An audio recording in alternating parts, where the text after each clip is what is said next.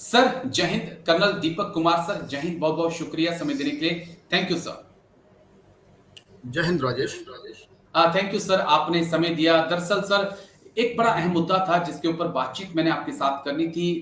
यूं तो बांग्लादेश की बात करें तो एक साल से ज्यादा का वक्त हो गया, वहां पर हालात बद से बदतर होते हुए दिखाई पड़े हैं। खासकर मोहम्मद यूनिस आने के बाद तो ऐसा लगता है कि कट्टरपंथी ताकतें वहां पर बहुत ज्यादा मजबूत हुई हैं। लेकिन अवामी लीग के कार्यकर्ताओं के खिलाफ जिस प्रकार का एक्शन बांग्लादेश बॉर्डर गार्ड की तरफ से लिया गया, वो हैरान करने वाला था। यानी कि तमाम हदें पार कर दी गई अवामी लीग को दबाने के लिए। एक और खबर सामने आई कि वहां पर तहरीके तालिबान पाकिस्तान, जो मिलिटेंट संगठन है पाकिस्तान का, वो एक्टिव हो चुका है। भर्तियां जो है उनकी इस वक्त बांग्लादेश में चल रही हैं। कुछ पाकिस्तान के आईएसआई के ऑफिसर्स का बांग्लादेश पहुंचने का सिलसिला लगातार जारी है। इस बीच में हम देख रहे हैं कि चाहे वो एनएससीएन हो या उल्फा हो या मणिपुर के दूसरे आतंकी संगठन हो, वो काफी ज्यादा एक्टिव हो रहे हैं। पीएलए की खासकर मैं बात करूं या केएनपी की बात करूं, वो काफी ज्यादा एक्टिव हो रहे हैं। इस बीच बांग्लादेश के ये जो हालात हैं, ये नॉर्थ ईस्ट के लिए कितनी चिंता पैदा कर सकते हैं सर? बिल्कुल, आपने बहुत सही सवाल पूछा। देखिए, बांग्लादेश क्योंकि तीन तरफ से तो कम से कम जो है नॉर्थ ईस्ट से घिरा हुआ है, एक तरफ जो वेस्ट बंगाल आ जाता है हमारा। तो बांग्लादेश में जो भी अगर वहाँ पर लॉ एंड ऑर्डर की सिचुएशन खराब होती है, वहाँ पर एक मजबूत सरकार नहीं होती है, या एक ऐसी सरकार होती है जो कि इनके तरफ जो रेडिकल एलिमेंट्स हैं, चाहे वो रेडिकल इस्लामिक एलिमेंट्स हैं या भारत के जो विद्रोही गुट हैं, उनके प्रति एक नरम रवैया रखती है, जी तो ये भारत के लिए जरूर ही चिंता की बात है। और बांग्लादेश में जो इस प्रकार के जिहादी ऑर्गेनाइजेशंस हैं, जो आपने बात की कि टीटीपी है या और भी दूसरे जो है जिहादी ऑर्गेनाइजेशन रहे हैं, ये कोई नई बात नहीं है। क्योंकि बांग्लादेश में इससे पहले भी एक जेएमबी नाम का ग्रुप है, जमात मुजाहिदीन बांग्लादेश ग्रुप, ये काफी समय से एक्टिव रहा है। आईसिस का भी उनके वहां पर नेटवर्क रहा है। आपको याद होगा कि 2016 में ढाका में एक कैफे में जो है एक अटैक हुआ था, जिसमें कि 22 मासूम लोग मारे गए थे। ये जो उसकी जिम्मेदारी उस समय आईसिस ने भी की। लेकिन जो खालिदा जिया का जो कार्यकाल रहा और उनकी जो सरकार रही, उन्होंने इनको काफी हद तक जो है कंट्रोल में रखा हुआ था, इन जिहादी एलिमेंट्स को। और उनके तख्ता पलट के बाद खालिदा जिया के जो है, माफ कीजिए, शेख हसीना के जो है तख्ता पलट के बाद में इन जो जिहादी एलिमेंट्स हैं, एक तरीके से मानिए कि इनको एक खुली छूट मिल गई है। ये जो भी चाहें वो जो है बांग्लादेश में कर रहे हैं। और जो उनकी जो सरकार में भी इस प्रकार के प्रो इस्लामिस्ट एलिमेंट्स हैं, उनको भी एक जो है तरीके से बहुत बढ़ावा मिला हुआ है। और यही वजह थी जो आपने कहा कि जो शेख हसीना की जो पार्टी के, अवामी लीग की पार्टी के जो लोग थे, उनके साथ जो इस तरीके का जो है बर्ताव किया जा रहा है, इस तरह की क्रूरता की जा रही है, क्रूअल्टी की जा रही है, तो ये उसी का कारण है। और जहां तक टीटीपी का संबंध है, मैं समझता हूं कि अभी तक जो टीटीपी के, जो आपने बताया कि 2 रिक्रूटर्स वहां पे जो है भी जो है पकड़े गए हैं, और कुछ 8 जो है बांग्लादेशी लोग जो है वो उनको अफगानिस्तान से लगा हुआ पाकिस्तान का जो बॉर्डर है वहां पे भेजा गया है ट्रेनिंग के लिए। और उसमें से कुछ लोग जो है शायद वहां पे पाकिस्तानी सेना के एक्शन में मारे भी गए। तो टीटीपी का जहां तक सवाल है, टीटीपी का जो अभी जो उनका मुद्दा है और उनका पूरा फोकस है, वो शायद बांग्लादेश में ना हो, शायद नॉर्थ ईस्ट की तरफ ना हो। वो उनका जो फोकस है पूरा पाकिस्तान की तरफ है। वो पाकिस्तान में की हुकूमत को जो है गिराना चाहते हैं, तख्ता पलट करना चाहते हैं, और वहां पर जो है एक शरिया रियासत जो है काबिज करना चाहते हैं। तो क्योंकि देखिए, अगर वो सब जगह इतनी जल्दी फैलेंगे तो शायद वो अपना फोकस लूज कर देंगे और वो अपने कहीं पर भी कामयाब नहीं हो पाएंगे। तो मुझे लगता है कि वो यहाँ पर सिर्फ अभी रिक्रूटमेंट की कार्रवाई कर रहे हैं। लेकिन दूसरी जो आपने बात कही कि दूसरे जो नॉर्थ ईस्ट के जो विद्रोही गुट हैं, वो वहां पर एक्टिव हो रहे हैं, उसकी एक बड़ी वजह ये हो सकती है कि अभी कुछ दिनों पहले म्यांमार के अंदर जो ये PLA और उल्फा के जो है और NSCN के जो कैंप्स थे, इनके ऊपर कुछ अटैक हुआ, जिसके ऊपर ये शक जाहिर किया जा रहा है कि इसमें ये भारतीय सुरक्षा एजेंसियों ने जो है ये अटैक किया, जिसमें कि काफी सारी जो टॉप लीडरशिप थी वो मारी गई और उनका काफी नुकसान हुआ।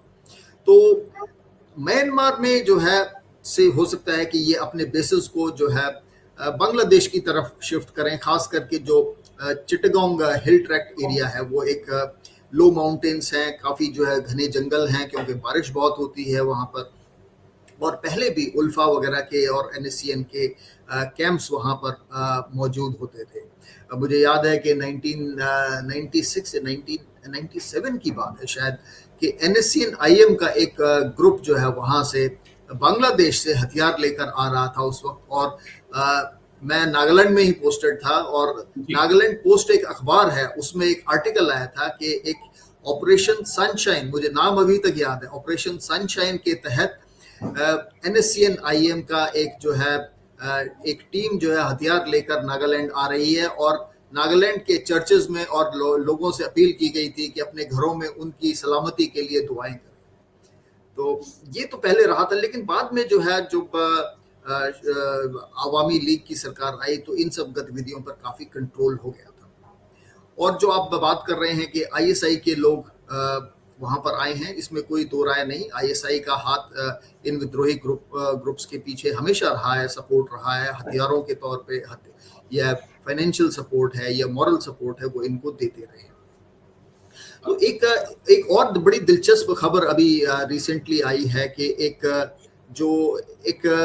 JMB का कार्यकर्ता, एक लीडर था जो कि बाद में जेल में था, और जैसे ही जो है शेख हसीना का तख्ता पलट हुआ, उसके बाद बहुत सारे जो ये जिहादी एलिमेंट्स थे, इनको जेलों से छोड़ा गया था। तो उसने एक नए जो है एक जिहादी ग्रुप की वहां पे स्थापना भी की है, और ये कुछ दिनों पूर्व जो है चिटगांग हिल ट्रैक में जो है जो कुकी नेशनल आर्मी है, उनके लीडर्स के साथ जो है देखा गया, और उनके ट्रेनिंग कैंप्स को एस्टेब्लिश करने में शायद उनकी मदद कर रहा था। तो ये भारत के लिए वाकई में चिंता का विषय है, और भारत की जो खुफिया एजेंसीज हैं उनको इन कार्रवाई पर, खास करके इस एरियाज पे जो है नजर रखनी होगी। और अगर जरूरत पड़ती है तो हमें जो है जैसा कि हमने कार्रवाई, भारत के पास क्षमता है, अगर हमने, आपको याद होगा कि मेरे ख्याल में 2016 के आसपास ही भारत ने जो है म्यांमार में भी जाकर एक जो है सर्जिकल स्ट्राइक किया था। तो इस तरीके का जो है बांग्लादेश में भी अगर जो है इस तरीके की जो है कोई कार्रवाई होती है, कोई टेररिस्ट ग्रुप्स जो है जो भारत के खिलाफ काम करते हैं, वो वहां पे उनके कैंप्स होते हैं। तो अब भारत की जो नीति है, जो मैंने आपको जो एग्जांपल दिया, जब मैं नागालैंड में था, तो देखिए कि हमें पता था, अखबार में भी बात आई, हमें पता था कि एक टेररिस्ट का ग्रुप वहां से जो है बांग्लादेश से हथियार और असला बारूद लेकर आ रहा है। ऑपरेशन का नाम भी जो है न्यूज़पेपर में आया, और उनकी सलामती की दुआ के लिए दुआ करने की बात की जा रही थी। तो लेकिन हमारे खुफिया एजेंसीज को भी ये बात पता होगी। मैं इस बात को मानने को तैयार नहीं हूं कि हमारी खुफिया एजेंसीज को ये उनका लोकेशन नहीं पता होगा उस वक्त, लेकिन उस वक्त हमने कोई कार्रवाई करने का हमें कोई ऑर्डर नहीं दिया गया, या कार्रवाई करने की हमें हमारी एटीट्यूड नहीं था। लेकिन अब भारत बदल चुका है, और अगर अब इस प्रकार की कोई होगी तो जरूर मुझे लगता है कि भारत एक प्रीएम्प्टिव कार्रवाई करेगा, और भारत को करना चाहिए बिल्कुल, क्योंकि भारत जो है नॉर्थ ईस्ट को बहुत अच्छे तरीके से हम डेवलप करना चाहते हैं। हम कनेक्टिविटी उसके लिए उसकी जो है साउथ ईस्ट एशिया से जो है स्थापित करना चाहते हैं। रोड लिंक्स हैं, रेल लिंक्स हैं, वो स्थापित कर रहे हैं, जिससे कि वहां पे ओवरऑल डेवलपमेंट हो, लोगों को रोजगार मिले। तो ये जो कोशिशें हैं सारी जो आतंकवादी गुटों की, ये पाकिस्तान और चाइना के सपोर्ट से भारत को एक तरीके से कमजोर करने की, और इस क्षेत्र को अलग थलग रखने की, भारत से एक जो है एक साइकोलॉजिकल आइसोलेशन क्रिएट करने की जो है ये कोशिशें हो सकती हैं। तो भारत को बड़ा सचेत रहने की जरूरत है, सचेत रहने की जरूरत है। एक दो पॉइंट और जो मैं आपसे समझना चाहता हूं, क्योंकि हम देख रहे हैं मणिपुर लगातार पिछले 2 साल से बॉइल कर रहा है, कुकी माइती के बीच जंग चली हुई है, NSCN के वो भी काफी ज्यादा एक्टिव अब दिखाई पड़ने लगा है, और उल्फा जो है वो खुद को फिर से जिंदा करना चाहता है। इस बीच में क्योंकि अगर हम नॉर्थ ईस्ट की बात करते हैं तो सुरक्षा की जिम्मेदारी सीधे तौर पर असम राइफल के जवानों के ऊपर है। तो क्या आने वाले वक्त में चैलेंजेस असम राइफल के लिए बढ़ सकते हैं, परेशानियां उनकी बढ़ सकती हैं, और वो प्रिपेयर है इसके लिए? क्योंकि अभी तक नॉर्थ ईस्ट के मिलिटेंट एक जो लड़ाई थी वो वहां पर धर्म का एंगल नहीं था उस लड़ाई में, लेकिन बांग्लादेश के अंदर जो चीजें बदली हैं वहां से एक धर्म और जिहाद वाला जो एंगल आ रहा है, वो सोच अब वहां के मिलिटेंट्स के अंदर आएगी। उसके लिए हम तैयार हैं, खासकर असम राइफल तैयार है। देखिए, असम राइफल के लिए वाकई में आपने बिल्कुल सही कहा कि जो इस प्रकार की जो कार्रवाई बांग्लादेश में हो रही है, जैसा माहौल वहाँ पर पिछले 1 साल से बना है, और भारत विरोधी तत्वों को वहाँ पर जो शह दी जा रही है, इससे इसका सीधा असर जो है नॉर्थ ईस्ट क्षेत्र पर होगा। और असम राइफल एक जो है, मैं समझता हूँ कि एक प्रमुख सैन्य बल हैं जो कि नॉर्थ ईस्ट में जो है शांति कायम करने में उनकी बहुत बड़ी भूमिका रही है। तो उनके लिए उनकी जो लिए कठिनाइयां जो है बढ़ेंगी, उनको जो है ज़्यादा सतर्क रहने की ज़रूरत है, अपने जो इंटेलिजेंस सोर्सेस हैं उनको एक्टिवेट करने की ज़रूरत पड़ेगी, और उन्हें और ज़्यादा ऑपरेशंस भी लॉन्च करने पड़ेंगे। तो दूसरी बात जो आपने कही कि इसमें एक धर्म का एंगल जो है पहले नहीं था, बिल्कुल सही कहा आपने, लेकिन जो ये धर्म के एंगल वाले जो ग्रुप्स हैं, खास करके ये शायद नॉर्थ ईस्ट में असम तक थोड़ा लिमिटेड रहें, या हो सकता है त्रिपुरा वगैरह में रहें, नागालैंड वगैरह में या मिजोरम में ये धर्म का एंगल शायद उतना काम ना कर पाए।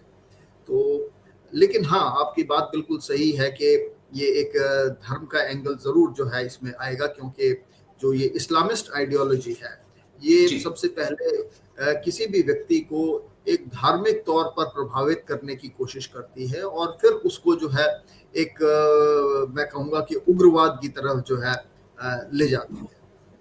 जी, और ये बात आपने बड़ी अहम कही, क्योंकि असम के अंदर जो है काफी ज्यादा संख्या है, और खासकर उन लोगों की जो बांग्लादेश से रिफ्यूजी घुसकर आए हैं या रोहिंग्या हैं। मुझे लगता है कि आने वाले वक्त में वो कुछ परेशानियां खड़ी कर सकते हैं, लेकिन देखना होगा सर। और आई नो कि असम राइफल इंडियन आर्मी बिल्कुल इंतजार कर रही है। मुझे हमारे एक जनरल साहब का बयान याद आ गया कि आतंकी होता है, चाहे वो अफगानी हो, चाहे पाकिस्तानी हो, या फिर वो नॉर्थ ईस्ट का हो, गोली बराबर लगती है, छेद बराबर करती है। जरूरत पड़ी तो इंडियन आर्मी उसके लिए तैयार है। लेकिन शुक्रिया, बहुत बहुत शुक्रिया कर्नल दीपक सर, आप आए और इस बेहद अहम मुद्दे पे आपने बात रखी सर। थैंक यू, जय हिंद। Thank you sir, take care sir, जय। Thank you.